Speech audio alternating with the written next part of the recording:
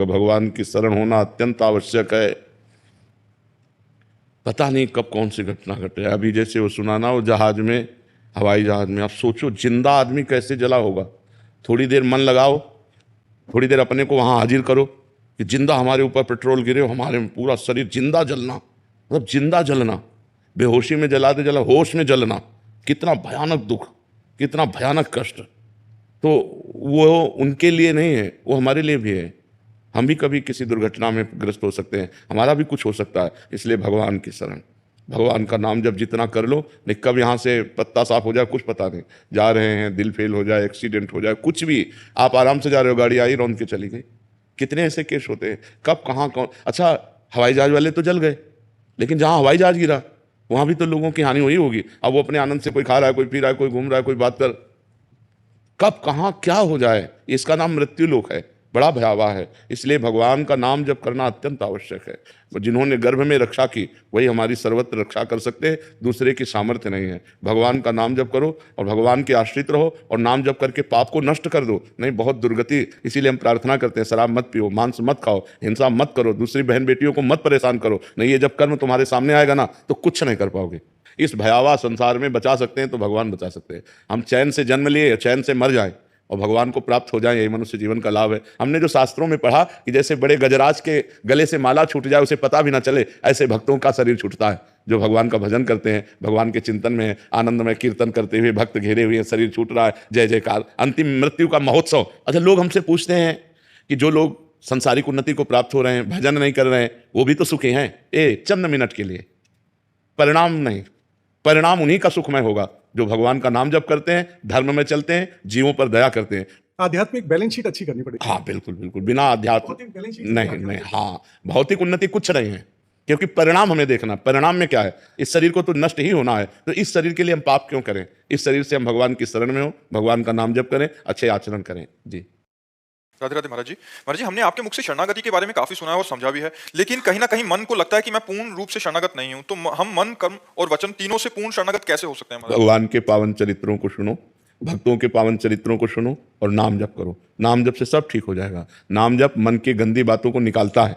भजन करते समय देखना, जब आप नाम जप करोगे तो गंदी गंदी बातें निकलती हैं। उसको लगता है कि यार जब हम भजन नहीं करते थे तब शांति थी, अब भजन करते हैं तो बड़ी अशांति हो रही। अशांति नहीं हो रही, मन की गंदगी निकल रही। और निर्मल मन भगवान के चरणों में लगता है, मलिन मन माया में लगता है। इसलिए नाम जप करो, भगवान के पावन चरित्र सुनो, भगवान की लीला कथा सुन करके उसका मनन करो।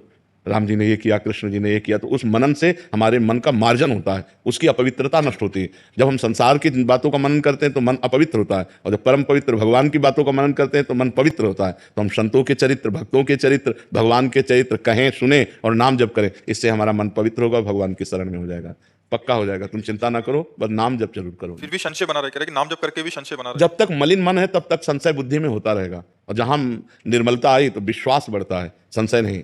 मम भरोस ही हर्ष न दीना, भगवान के चरणों का पूरा भरोसा, और हृदय में कोई भी ना हर्ष न शोक, बड़ा आनंदमय जीवन होता है भगवान की शरण में रहने से। कोई भय नहीं, कोई संशय नहीं। जब तक मन मलिन है तब तक संशय होता है। दृढ़ विश्वास, भगवान के चरणों में दृढ़ विश्वास हो जाता है पवित्र मन होने पर, और पवित्र मन में संशय बना रहता है, और संशय जब तक रहता है तब तक ठीक नहीं रहता। संशय आत्मा विनश्यति, संशय ठीक बात नहीं है। दृढ़ विश्वास करो, हम भगवान के हैं, भगवान हमारे हैं, हम जैसे भी हैं अपने भगवान को समर्पित है। ये तभी आएगा जब खूब नाम जप करोगे, खूब भजन करो।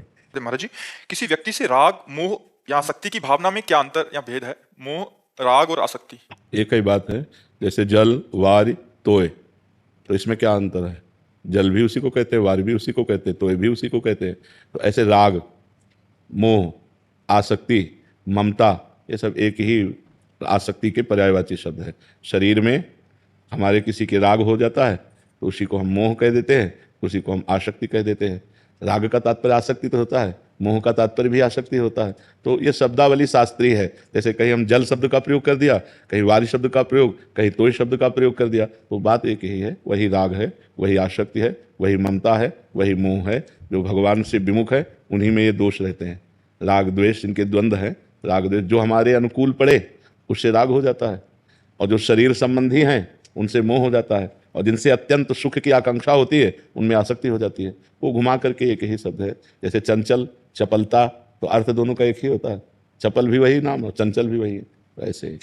महाराज जी मैं रोज आपको सुनती हूँ और नाम जब भी करती हूँ जो विपरीत आचरण होते हैं भजन के उसको भी छोड़ने के प्रयास कर रही हूँ और छोड़ दिए हैं, लेकिन खुद पर संशय रहता है जिससे पूर्ण रूप से माया नहीं छूट पाती। खुद पर क्यों संशय रहता है? खुद तो भगवान को समर्पित हो गए हम। इतने बड़े बड़े साधक हैं तो प्रभु मेरी तरफ क्यों देखेंगे? और मैं असल बात अभी प्रभु को जाना नहीं ना, किसका प्रश्न है? अभी प्रभु को जाना नहीं।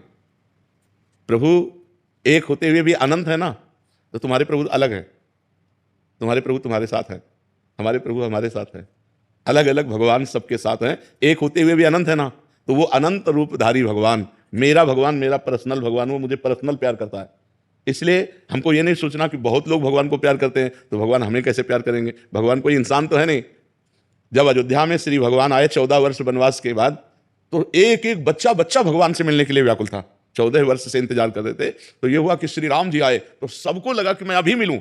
तो अमित रूप प्रगटे ते ही काला, क्षण महु सब ही मिले। एक क्षण में अनंत रूप राम जी के धारण कर लिया, सबके गले लग रहा है।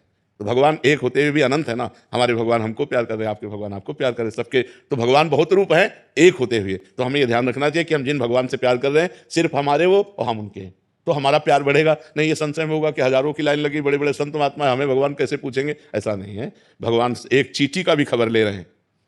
वो एक चींटी की, कोई विश्व में ऐसा नहीं है जो भगवान की नजर से अलग हो। वो एक चींटी को भी देख रहे हैं, उसको भी भोजन देख रहे हैं, उसको भी पालन पोषण कर रहे हैं। सबका वो बहुत बड़ा महामहिम ईश्वर, इसीलिए अनंत है। वेद आज तक पार नहीं पाए, ऋषि मुनि पार नहीं पाए, बड़ा करुणामय। और सबसे बड़ी बात है कि सबसे नजदीक हमारे हैं, हमारे हृदय में ही विराजमान है।